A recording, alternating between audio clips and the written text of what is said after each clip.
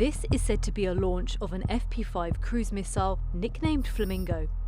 Recently unveiled by Ukraine, the jet-powered weapon is believed to be capable of carrying a 1-ton warhead.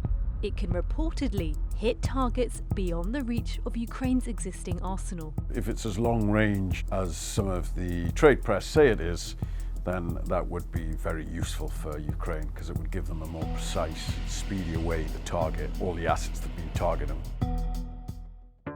Unlike most modern, Western-made cruise missiles, which are being designed to be smaller, Flamingo is big.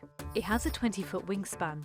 By comparison, a US-made Tomahawk cruise missile has a wingspan of under 9 feet. It could potentially carry a much larger warhead, which would give it a lot more explosive power, and it could potentially carry a lot more fuel on board. While both missiles can travel at similar speeds of almost 600 miles per hour, Flamingo has a range of around 1,800 miles, according to its manufacturer. That's up to 300 miles further than a Tomahawk, meaning Kyiv could use Flamingo to hit targets deep inside Russia. So Russian military facilities, Russian military production, and then more commercial assets like oil refineries and oil production and big economic targets, basically.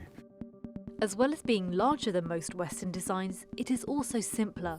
It has fixed wings instead of ones that fold, a carbon body, and is powered by a large external turbofan engine. Analysts say this all helps keep production costs low and means that Ukraine can produce more at a faster speed.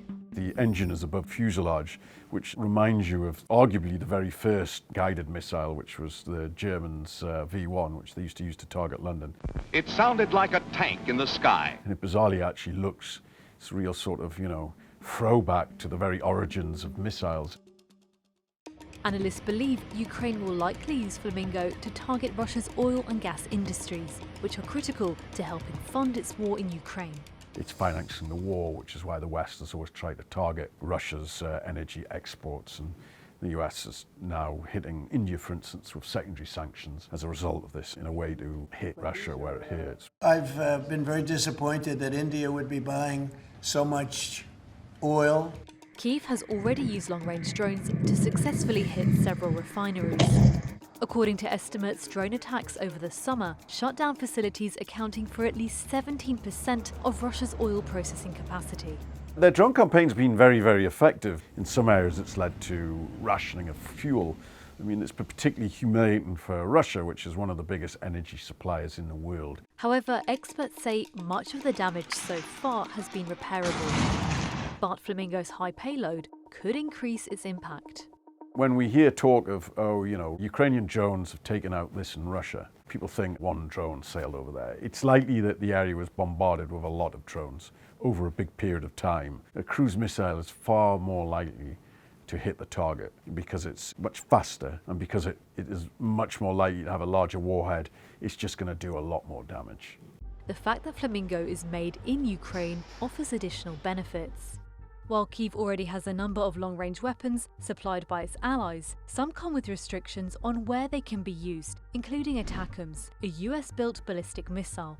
The Americans let them use ATACMS for a while, and I'm sure they were very helpful, but they would only let them fire them at certain ranges, and I'm not sure how many they gave, and apparently these have not been fired for a long time. So in terms of missiles, they've never really had that capacity. This would give them that at last. So they don't have to go with the begging bowl to other countries, and they're not, subject to another country's whims.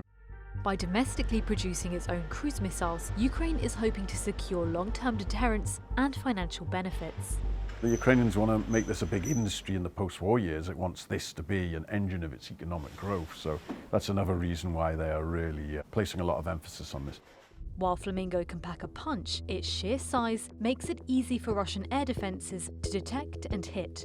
To combat this, experts say Ukraine may try sending multiple missiles at once. But that requires significant investment. The problem for Kyiv has been for some time that they don't have the money to produce it.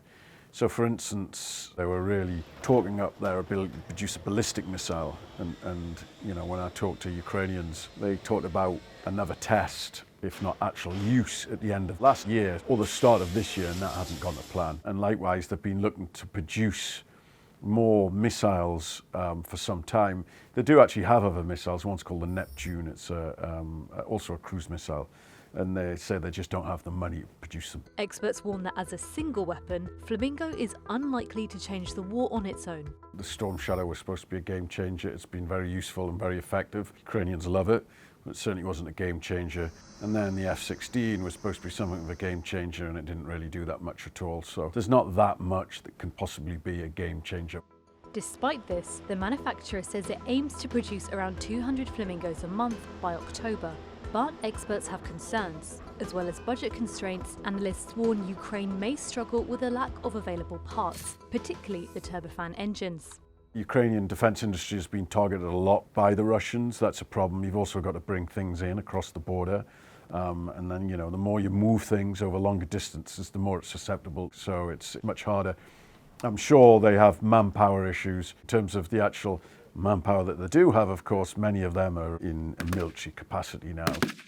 Experts say Flamingo will help Ukraine become more self-sufficient, but warn it's unlikely to have an immediate impact on the battlefield, where Russian forces are pushing forward.